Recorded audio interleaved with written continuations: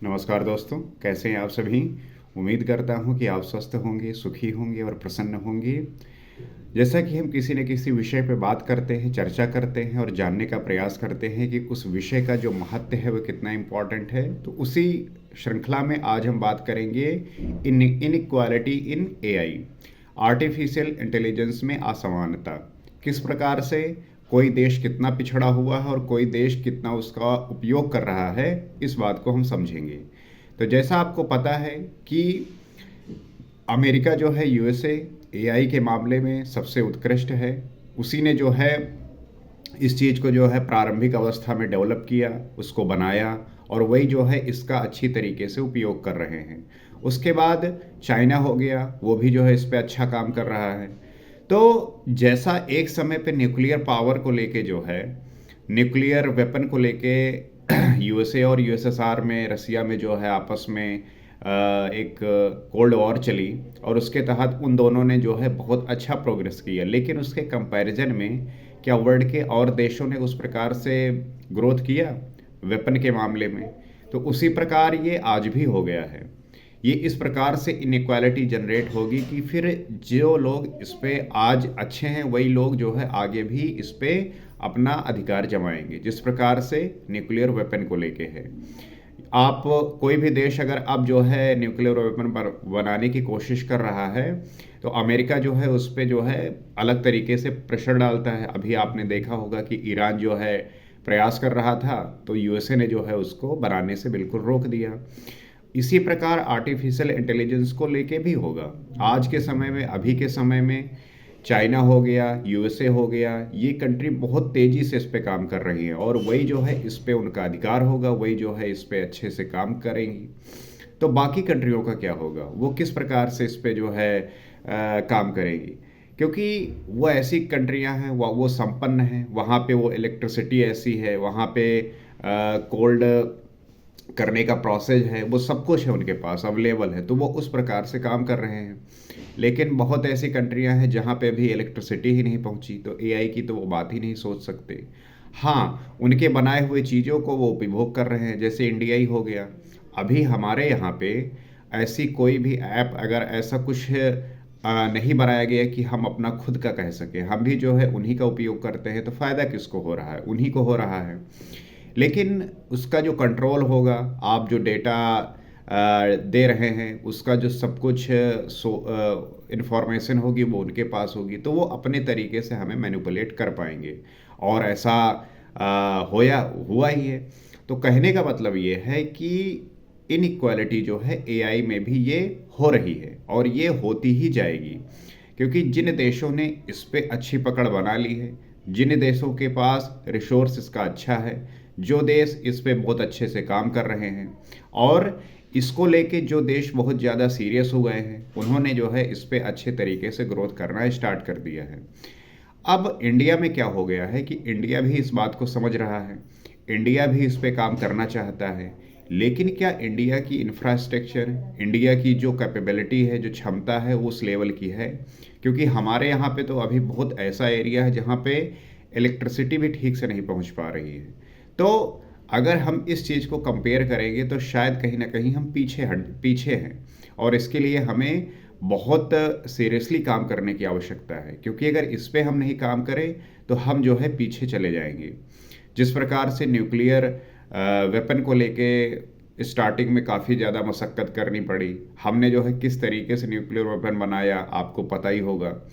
तो उस चीज़ को लेके जिस प्रकार से उस समय चीज़ें क्रिएट हुई, आज आप देखिए यूएसए हो गया, रसिया हो गया, चाइना हो गया, वो जो है न्यूक्लियर वेपन के मामले में कितने शक्तिशाली हैं। कोई भी देश जो है उन पे कोई प्रेशर नहीं क्रिएट कर सकता, किसी भी प्रकार का कुछ भी बोल नहीं सकता। तो कहने का तात्पर्य ये है कि उन्होंने उस टेक्नोलॉजी को प्रारंभिक अवस्था में ही सीरियसली लिया, उस पर अच्छे से काम किया, और आज वो जो है सुपर पावर है। इसी प्रकार आर्टिफिशियल इंटेलिजेंस भी होगा। जो कंट्री इस पे अगर अभी सीरियस नहीं हुए, और या तो उनके पास वो इंफ्रास्ट्रक्चर नहीं है, वो क्षमता नहीं है कि वो उस पर काम कर सके, तो उनके लिए आने वाला जो समय है वो काफ़ी मुश्किलों से भरा होगा। क्योंकि आर्टिफिशियल इंटेलिजेंस जो है वो हमारा फ्यूचर है। सारे काम जो है एआई और रोबोटिक्स से होने वाले हैं। इवन यहाँ तक ये कहा जा रहा है कि लोगों को काम करने की आवश्यकता नहीं होगी, मतलब उनकी चॉइस होगी, शौक होगा कि वो काम करे या ना करे, क्योंकि सारा काम जो है एआई और रोबोटिक्स करेगी। तो हमें इस बात को बहुत सीरियस लेना है, क्योंकि अगर आने वाला समय उसी पे आधारित है तो हमें उस पे बहुत ध्यान देने की आवश्यकता है, बहुत ज़्यादा करने की आवश्यकता है। लेकिन हमारा देश इस प्रकार है कि हम अपने पुराने चीज़ों को लेके ही चल पा रहे हैं। हम पुरानी चीज़ों को ढोते रहते हैं। तो उससे निकलकर इस पे बहुत ज़्यादा मात्रा में काम करने की आवश्यकता है, अर्थात अपने फुल पोटेंशियल पे काम करने की आवश्यकता है। और इंडिया इसमें कर भी रहा है, लेकिन और ज़्यादा इस पे काम करने की आवश्यकता है, क्योंकि अभी तो ये हालत है कि हमारे यहाँ पे नेटवर्क का ही इशू होता है। आप रूरल इंडिया में चले जाइए, वहाँ पे नेटवर्क का इतना ज़्यादा इशू है कि लोग बफरिंग नहीं कर पाते, इवन यूट्यूब पे वीडियो नहीं देख पाते। तो वो एआई कैसे उपयोग करेंगे, एआई के बारे में कैसे जानेंगे, उनके टूल को और उनको उनकी चीज़ों को किस प्रकार से उपयोग करेंगे। लेकिन जहाँ पे ये अवेलेबिलिटी अच्छी है, जो बड़े शहर हैं, जो साइंटिस्ट हैं, इंजीनियर हैं, और इनके लिए बनाई गई जो चीज़ें हैं, क्या वो उतनी उपयुक्त हैं कि उससे वो जो है अच्छा कर सकें।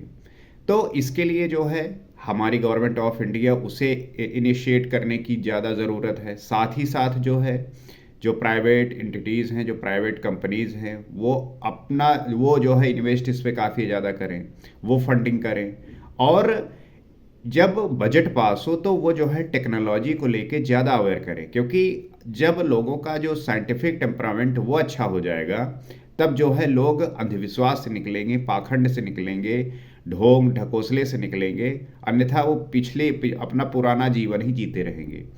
तो वो जब टेक्नोलॉजी से अवेयर होंगे, जब उसको समझेंगे, जानेंगे, तब उनके जो है विचारों में एक नया एक रास्ता दिखेगा, नया जो है दुनिया दिखेगा। अन्यथा वो पुराने ढोल को ही पीटते रहेंगे। तो आवश्यक है कि जब government of India budget pass करे तो उसमें एक अच्छा परसेंटेज हो टेक्नोलॉजी पे इन्वेस्ट करने की। उस पे जब इन्वेस्ट करेंगे, उस पे जब साइंटिस्ट काम करेंगे, तभी तो हम कुछ बना पाएंगे, तभी तो क्रिएट कर पाएंगे। हमें न्यूक्लियर वेपन के लिए कितना जूझना पड़ा था, उसी प्रकार कहीं ऐसा ना हो कि हम इसमें पीछे हो जाएं। और आने वाला जो समय है वो एआई का है। तो हमें इसको लेके सीरियस होना होगा, हर एक किसी को, आम जनता को, सरकार को, कंपनीज को, हर किसी को। और इस पे काम हो रहा है, लेकिन हम कर क्या रहे हैं कि हम चीज़ों को इंपोर्ट कर रहे हैं। हमें खुद से बनाना है, क्योंकि जो अगर हम किसी की टेक्नोलॉजी को इंपोर्ट कर रहे हैं तो जाहिर सी बात है कि वो अपने हिसाब से चीज़ें करने का प्रयास करेगा। आपके डेटा वो सारा जो है कंट्रोल कर रहा है। तो जब अपनी खुद की चीज़ें होंगी तो उससे हम सही तरीके से कर सकेंगे, और तभी जो है हमारा अस्तित्व होगा। और वेस्ट हो गया, अमेरिका हो गया, वो इस मामले में तो तेज़ी से प्रोग्रेस कर ही रहे हैं। बात आती है एशिया पैसिफिक की, मतलब कि जो एशिया है, तो यहाँ पे हमें देखना है, हमें जो है चाइना से कंपेयर करना है, हमें जो है चाइना के साथ खड़े होना है। तो हमें जो है इस पे और ज़्यादा तेज़ी से सोचने की आवश्यकता है, क्योंकि अफ्रीका हो गया, अरब हो गया, वो इस मामले में अभी बहुत पीछे हैं। उनके तो अभी बहुत ज़्यादा इस पे काम करने की आवश्यकता है। लेकिन जिस हिसाब से हम अडॉप्ट करते हैं टेक्नोलॉजी को, और हमारे यहाँ के जो लोग हैं, और हमारे यहाँ वो अपॉर्चुनिटी नहीं मिलती तो वो बाहर चले जाते हैं। तो उन्हीं लोगों को इस प्रकार से हम फैसिलिटेट करें, इस प्रकार से उन्हें सर्विस प्रोवाइड करें कि वो यहीं रहकर अपनी अपनी तरीके से अपनी चीज़ों को बनाएं, और देश को जो है गौरवान्वित करें, और देश जो है उनके साथ खड़ा हो। नहीं तो फिर वही बात हो जाएगी कि फिर आप मुझे ये बता दीजिए, आप मुझे ऐसे कर दीजिए, फिर वो सब चीज़ें फिर गड़बड़ होने लगती हैं। तो बेहतर होगा कि हम खुद से इस पे प्रयास करें, इस पे काम करें, हर कोई मिलकर इस पे फंडिंग करें, और इसको लेके हम और सजग हों, और जो ज़्यादा मेहनत करें। नहीं तो जो टेक्नोलॉजी आने वाली है, जो चीज़ें होने वाली हैं, उनमें हम पीछे रह जाएंगे, और वो हमारे लिए ठीक होगा नहीं। तो इस उम्मीद से कि आप एआई को लेके कितने सीरियस हैं, और आप भी अब तो एआई यूज करना स्टार्ट ही कर दिया होगा, और उसको देख के आपको भी ये लग रहा होगा कि ये कितना सुविधाजनक है और कितना ईज़ी है। तो आपको भी अगर ये महसूस हो रहा है, तो हमें ये आवश्यक है कि चीज़ों को हर किसी से अवेयर कराएँ। और जब कोई माँग हो, जब कोई प्रोटेस्ट हो, जब कोई सरकार से हमारी माँग हो, तो इस प्रकार की हो। हम बेकार की चीज़ों के लिए ना मरें, हम बेकार की चीज़ों के लिए ना लड़ें। हम एक अच्छी टेक्नोलॉजी के लिए लड़ें, ताकि वो टेक्नोलॉजी हमारे जीवन को अच्छा बना सके, एनहांस कर सके, चीज़ों से अवेयर कर सके। और हम जो है टेक्नोलॉजी से ही चीज़ों को ठीक कर सकते हैं। आज जो भी देश प्रोग्रेस हुए हैं, जो अच्छे स्तर पे हैं, उन्होंने टेक्नोलॉजी के माध्यम से ही अपने आप को बदला है। तो आपको भी बदलना होगा। आप अपनी पुरानी मान्यताओं को छोड़कर नए टेक्नोलॉजी को अपनाएँगे, तभी देश का विकास होगा। अन्यथा पुरानी मान्यताओं में तो फिर आपकी जो है अवनति होने वाली है, नुकसान ही होने वाला है। तो बेहतर है कि इसे हम सीरियसली लें, इस पे काम करें, ताकि देश को हम भी उस कद पे लाके खड़ा करें जहाँ पे वो देश हैं, जो इस पे काम कर रहे हैं। तो आशा करते हैं कि बात समझे होंगे, और इस बात को उस हर एक व्यक्ति तक ले जाइए जिसको जानने की आवश्यकता है। बहुत ऐसे व्यक्ति होंगे जिन्हें पता भी नहीं होगा। तो आप जो है सजग हैं, आप जो है सचेत हैं, सावधान हैं, आप उन्हें जो है बताइए, समझाइए। और इसका कैसे गलत मिसयूज भी होता है आज के ज़माने में, तो जो इसको नहीं समझ पाएगा उसके लिए भी मुश्किल हो जाएगी। तो उन्हें बताइए, समझाइए, और जो इससे अवेयर नहीं है उन्हें करिए। तो उम्मीद करता हूँ कि इस बात को आप समझेंगे, इस पे विचार करेंगे और अपना जो है राय बनाएँगे। आप क्या समझते हैं? आपको क्या लगता है? आप भी जो है कमेंट के माध्यम से अपने विचार प्रस्तुत कर सकते हैं। उस पे हम विचार करेंगे, तभी जो है चीज़ों को जान सकेंगे। अगले वीडियो में किसी और विषय पर बात करेंगे। नमस्कार।